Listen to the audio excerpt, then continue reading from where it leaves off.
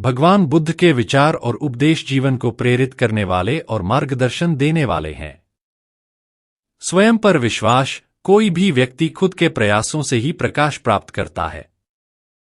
अपने ही दीपक बनो। यह विचार हमें स्वयं पर विश्वास रखने और अपने रास्ते को खुद निर्धारित करने की प्रेरणा देता है। ध्यान और मन की शांति। मन सब कुछ है। जो आप सोचते हैं वही आप बनते हैं। यह विचार हमें अपने विचारों को शुद्ध और सकारात्मक रखने की सीख देता है, जिससे जीवन में शांति और संतुलन बना रहता है। सत्य की खोज। सत्य के मार्ग पर चलना कठिन हो सकता है, लेकिन यही मार्ग आपको मोक्ष की ओर ले जाता है।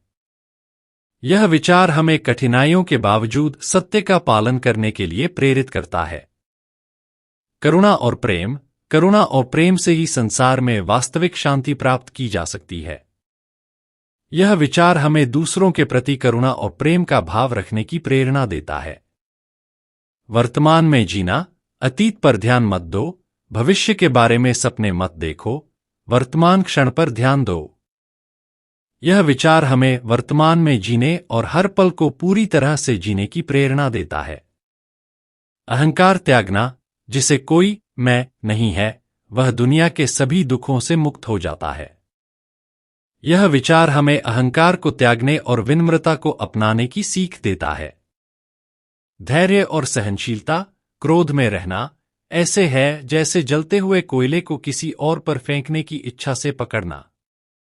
आप ही जलते हैं। यह विचार हमें धैर्य और सहनशीलता को अपनाने की प्रेरणा देता है। सभी प्राणियों के प्रति दया। सभी प्राणियों के प्रति दया का भाव रखें, क्योंकि वे भी सुख दुख का अनुभव करते हैं। यह विचार हमें सभी जीवों के प्रति दया और सहानुभूति रखने की प्रेरणा देता है। भगवान बुद्ध के ये विचार न केवल आध्यात्मिक उन्नति के लिए महत्वपूर्ण हैं, बल्कि जीवन को संतुलित, शांतिपूर्ण और सफल बनाने के लिए भी अत्यंत प्रेरणादायक हैं। दोस्तों, वीडियो को पूरा वॉच करना और चैनल को सब्सक्राइब जरूर करें। भगवान गौतम बुद्ध और उनके भयानक अनुभव। यशोधरा के श्राप की कथा। भगवान गौतम बुद्ध का जीवन प्रेरणाओं से भरा हुआ है। उनकी शिक्षाएं करुणा, शांति और ज्ञान के मार्ग पर चलने के लिए प्रेरित करती हैं।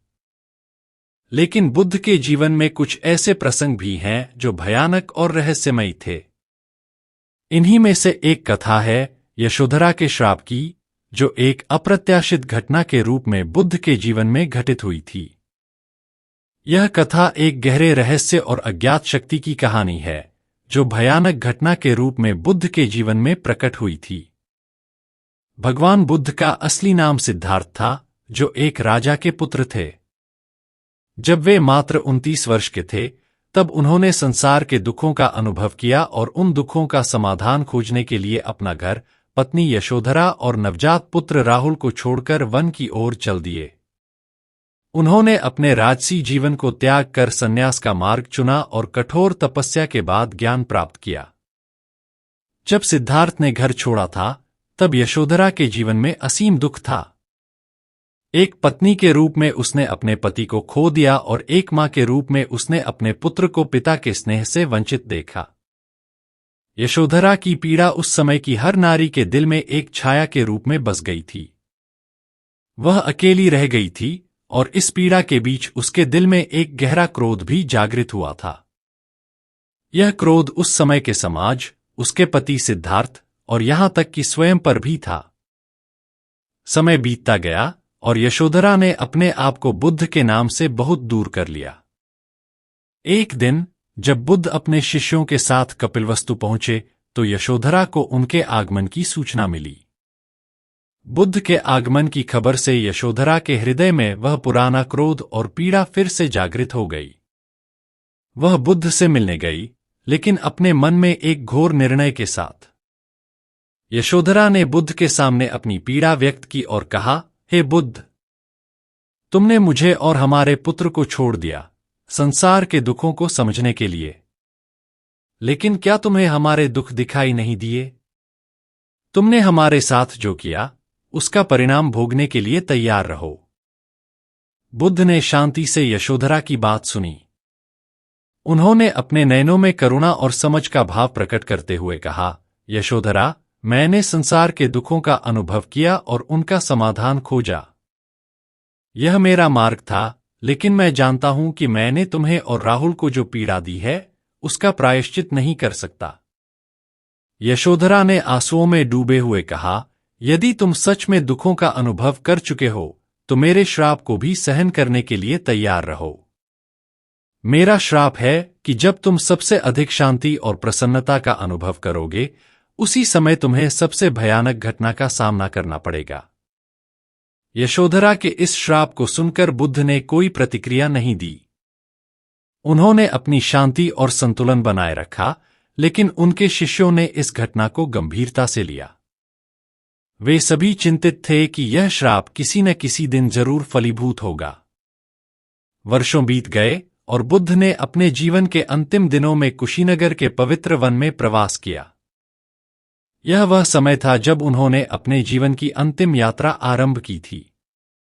उन्होंने अपने शिष्यों से कहा कि उनका समय आ चुका है और उन्हें अब इस संसार को छोड़कर निर्वाण प्राप्त करने का समय आ गया है। जब बुद्ध ने अंतिम ध्यान लगाया और निर्वाण में प्रवेश किया, तभी वह श्राप अपनी पूर्णता को प्राप्त हुआ। जैसे ही बुद्ध को निर्वाण प्राप्त हुआ, उसी समय एक भयानक घटना घटित हुई। आकाश में अंधकार छा गया, चारों ओर भयंकर गर्जना हुई और धरती कांप उठी। वन में अचानक से आग लग गई और बुद्ध के चारों ओर के वृक्ष जलने लगे। बुद्ध के शिष्यों ने इस भयानक दृश्य को देखा और वे समझ गए कि यह यशोधरा के श्राप का परिणाम था। उन्होंने बुद्ध की शांति और स्थिरता को देखा और उन्हें श्रद्धापूर्वक नमन किया। बुद्ध ने अपने जीवन की अंतिम श्वासें लीं, लेकिन उनके चेहरे पर शांति और संतोष का भाव बना रहा। यह कथा बुद्ध के जीवन के एक अद्वितीय और भयानक प्रसंग की है, जो उनकी महानता और त्याग के बावजूद उनके जीवन में दुख और भय का प्रतीक बनकर सामने आया। यशोधरा के श्राप ने यह सिद्ध किया कि चाहे कोई कितना भी महान हो, वह अपने कर्मों के परिणाम से बच नहीं सकता।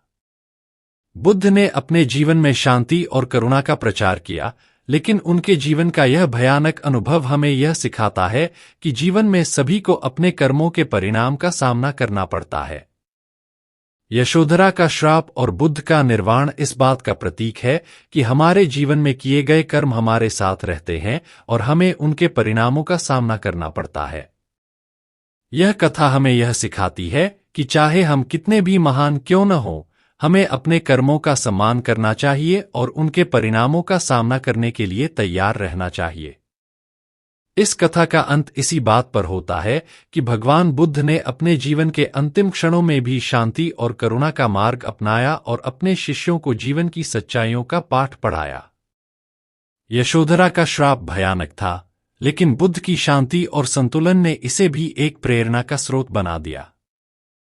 श्राप के पश्चात धर्म की शक्ति। बुद्ध के निर्वाण के पश्चात उनके शिष्यों और अनुयायियों में गहन शोक व्याप्त हो गया था। उनकी शिक्षाओं ने संसार को बदल दिया था, लेकिन यशोधरा के श्राप का भयानक प्रभाव उनके मन में गहरे तक बैठ गया था। उन्होंने महसूस किया कि यह घटना केवल एक श्राप नहीं थी, बल्कि कर्म और धर्म की शक्ति का प्रतीक थी। बुद्ध के प्रमुख शिष्य आनंद, जो उनके सबसे करीबी और प्रिय थे, इस घटना से गहरे प्रभावित हुए। उन्होंने अपने अन्य शिष्यों से कहा, भगवान बुद्ध ने हमें जीवन की सच्चाइयों का ज्ञान कराया है। उनके जीवन की यह घटना हमें यह सिखाती है कि धर्म की शक्ति असीमित होती है और हमें अपने कर्मों का सदा ध्यान रखना चाहिए। हम सबको अब उनके संदेश को फैलाने और उनके उपदेशों का पालन करने के लिए समर्पित होना चाहिए। आनंद के शब्दों ने सभी शिष्यों के मन में नया संकल्प भर दिया। उन्होंने निर्णय लिया कि वे बुद्ध के उपदेशों का पालन करेंगे और अपने जीवन को उनके आदर्शों के अनुरूप ढालेंगे। जब यशोधरा को बुद्ध के निर्वाण और उनके श्राप की घटना के बारे में पता चला, तो उसके हृदय में गहरा पश्चाताप हुआ। उसने महसूस किया कि बुद्ध ने जो जीवन अपनाया था, वह उनकी महानता और करुणा का प्रमाण था। उसने अपने क्रोध और दुख में उन्हें श्राप दिया था, लेकिन अब उसे इस बात का आभास हो रहा था कि बुद्ध ने जो किया, वह पूरी मानवता के लिए किया था। यशोधरा ने बुद्ध की याद में एक तपस्वी जीवन जीने का निर्णय लिया। उसने अपने पुत्र राहुल को बुद्ध के शिष्यों के मार्गदर्शन में भेजा और स्वयं ध्यान और तपस्या में लीन हो गई। यशोधरा के श्राप और बुद्ध के निर्वाण के बीच का संबंध केवल एक व्यक्तिगत घटना नहीं थी, बल्कि यह जीवन के गहरे रहस्यों और धर्म के प्रभाव का प्रतीक था।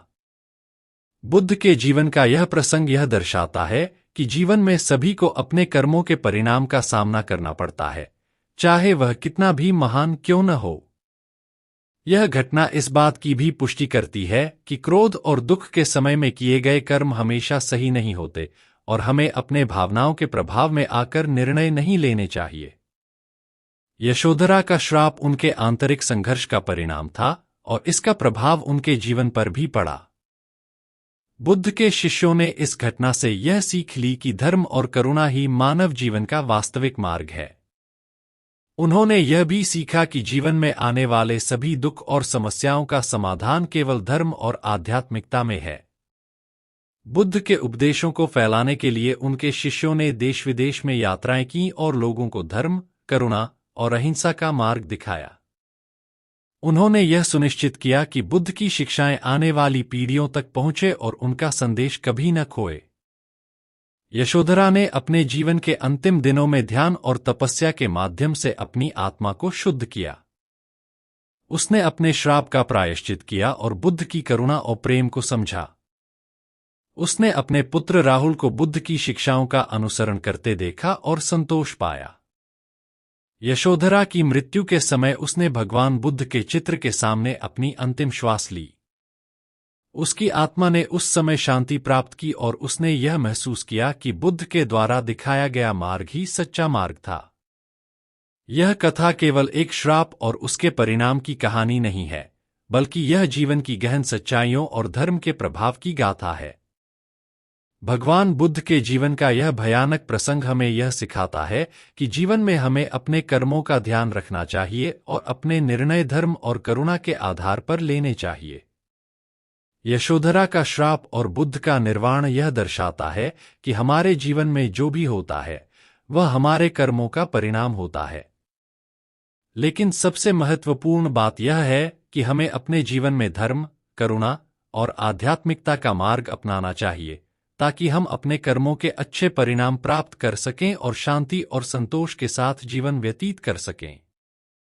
यह कथा हमें यह सिखाती है कि जीवन में आने वाले सभी दुख और चुनौतियों का सामना हमें धैर्य, शांति और करुणा के साथ करना चाहिए।